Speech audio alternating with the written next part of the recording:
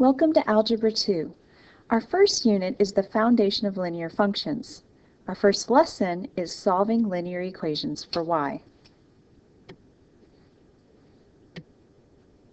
So this is something you've done before. Going from standard form to slope-intercept form is basically solving the equation for y. So what is standard form? Standard form is this form right here. An example is 6x plus 2y equals 4. A slope-intercept form looks like this right here. An example is y equals negative 3x plus 2.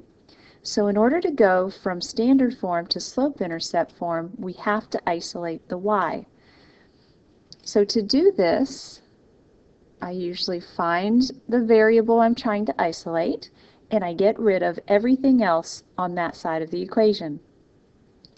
So in order to do that, I have to first get rid of the x term. So this ax has to be moved over to the other side of the equation.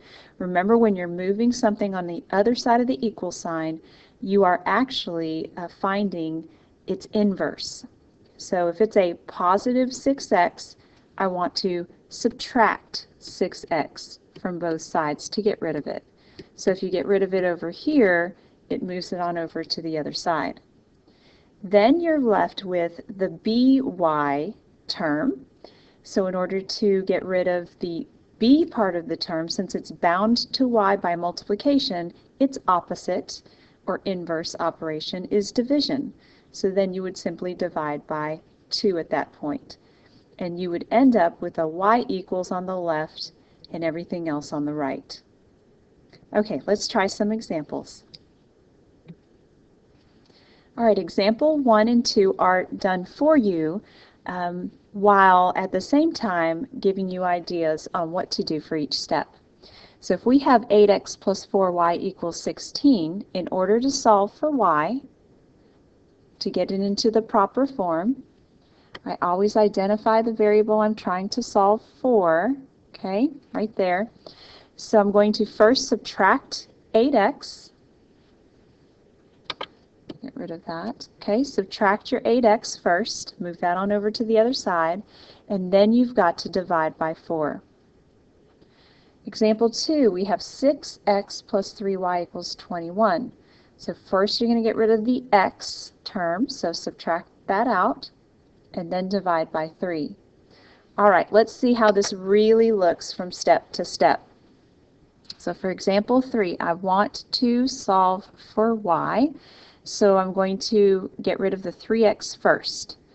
So it's a positive 3x, so I want to take its inverse, which is a negative 3x, and I have to do it to both sides of the equal sign. So 3x minus 3x is 0, and I'm left with negative 2y on the left-hand side and negative 3x minus 16 on the right-hand side. Okay, negative 2 is still attached to y, and it's bound there with multiplication.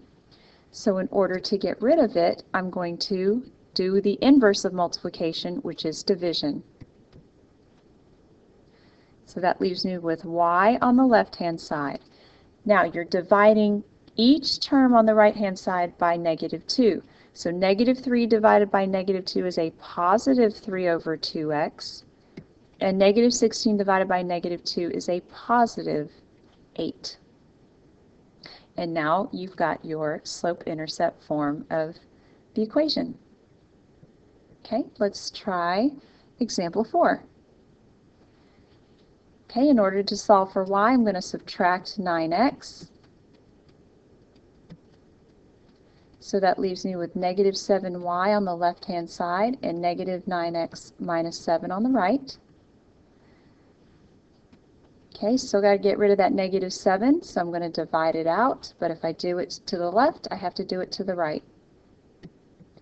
So that leaves me with negative 9 divided by negative 7 is a positive 9 over 7x, because negative divided by negative is a positive. Negative 7 divided by negative 7 is a positive 1. All right, I've solved for y in both cases, so now let's have you try some.